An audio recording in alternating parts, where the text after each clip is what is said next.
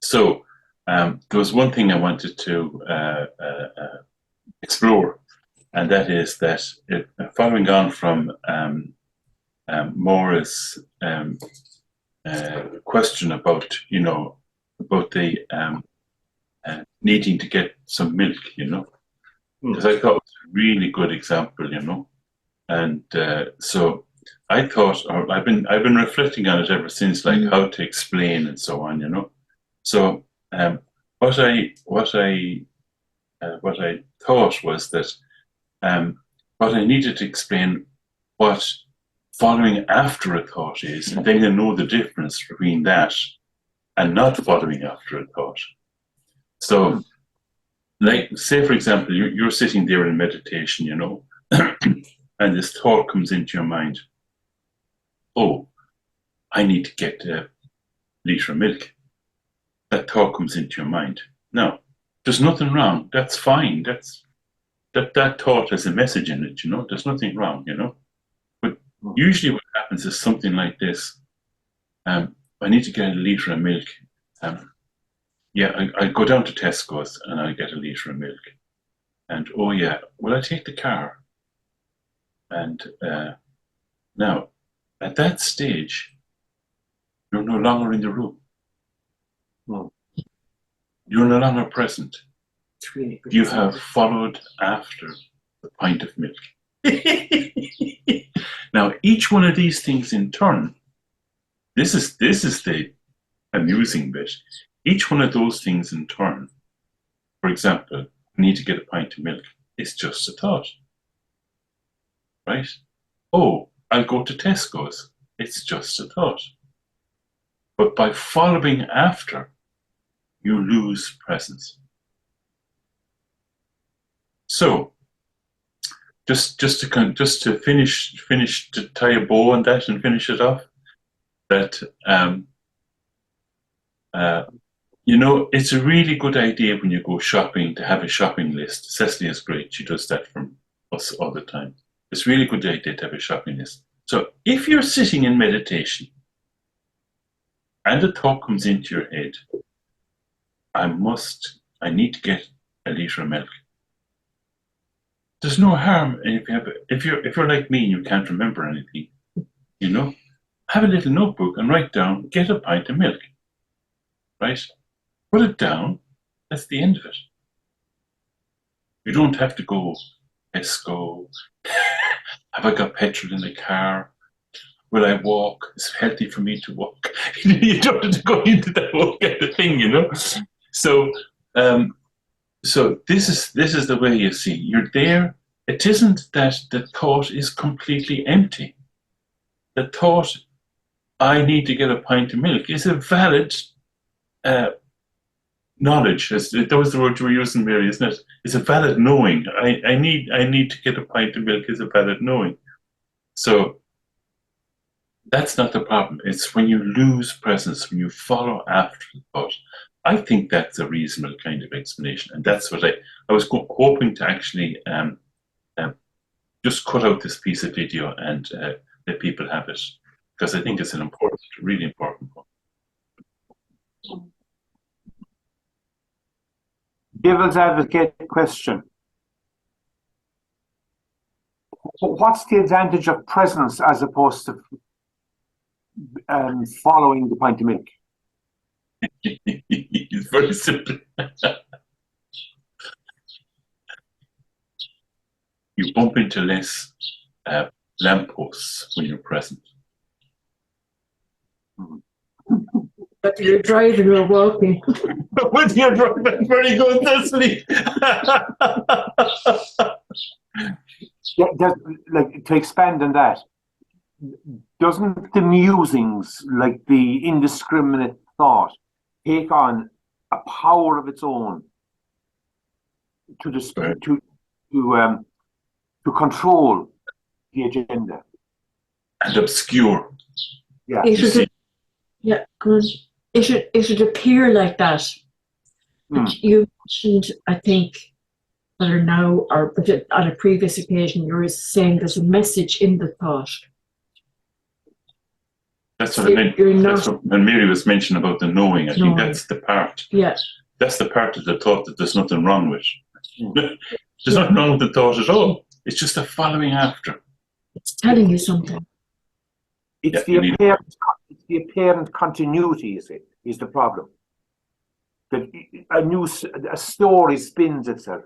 If each thought could be seen in isolation, there's no accumulation.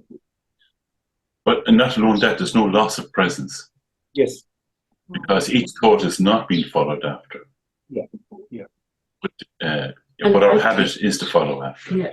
And I think seeing each thought just in itself as a message, rather than thinking, oh, the thoughts are continuous.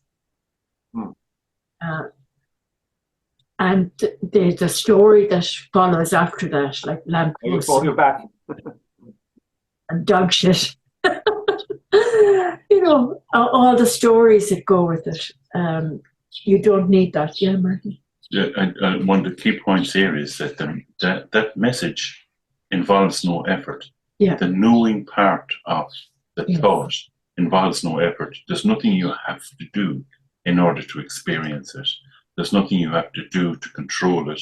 There's nothing you have to do as a result of it appearing, other than maybe write down, get a litre of milk. And a notepad. And would you reckon that that's awareness and wakefulness and presence all together? Yeah. Well, it's really interesting how quickly we go into phase 2, which is interpretation of the message. Exactly. So you haven't got it at that point when you just have the thought, you haven't got it tangled up in an emotional, reactive chain, have you? At the start, it's just what it is. It's just itself. It's just this movement of mind. You were going to say neither good nor bad, as I say about all the thoughts. It's neither good nor bad, you know. You were going to say something, Mary. Yeah, the thing about the knowing is that it's because it's wisdom. It doesn't disappear. So you might think you're in the shop later and you can't remember, but all you have to do is stop thinking, and then you remember the milk. Because it's coming from your knowing, not from your conceptual mind. Not so sure. Yeah, exactly. Yeah, I'm a bit iffy about that one, Mary. But you often can't remember something, and then you stop thinking, and it comes to you. That's right. That does happen a lot. Yeah. It's knowing it's not in this conceptual mind. I think it's all tied in with stuff about the predictive brain. Like I noticed myself heading in the same direction, and I've forgotten whether it's the, I think I'm going to the fridge, but actually I need to go to the microwave, you know, or the other way around. But if I, it's like you say, Mary, if I'm just present, then I'm more likely to go to the correct place. The one thing I needed to add in as well that I didn't, the one thing to add in was that, you know, to start with, it's just during meditation that you don't follow after thoughts. Yes. That's where the training happens, you know. Then in ordinary life, you know, that because you've trained, you're less inclined to follow after thoughts.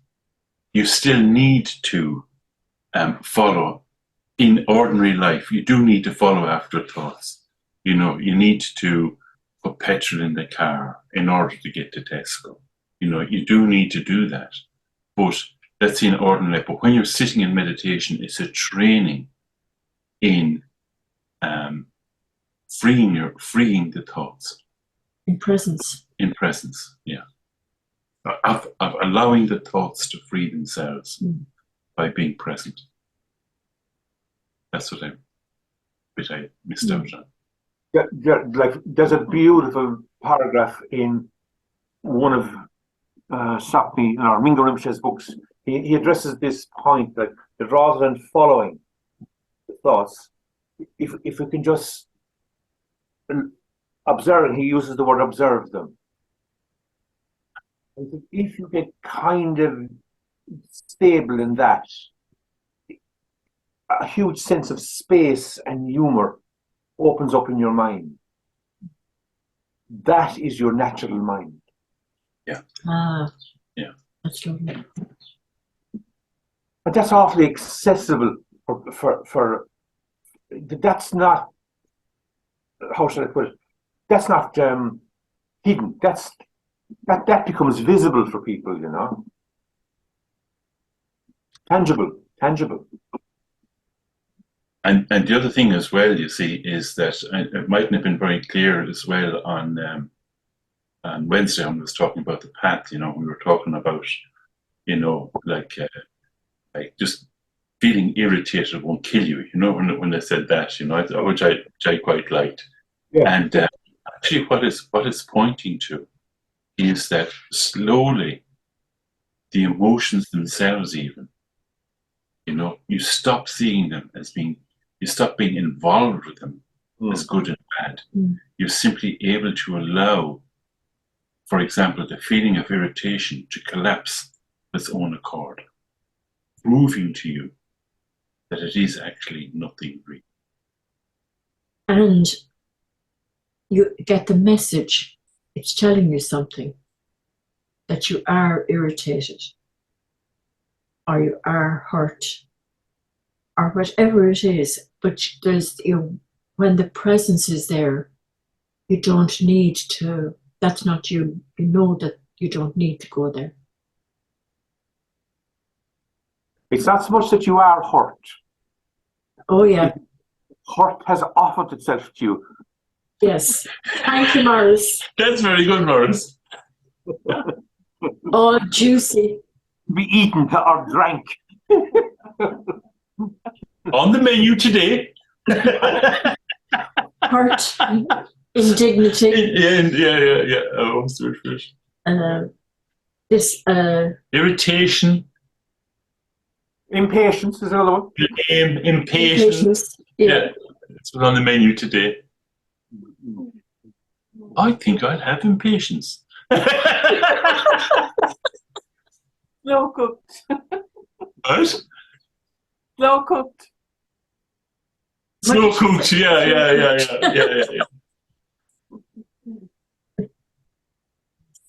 Hey.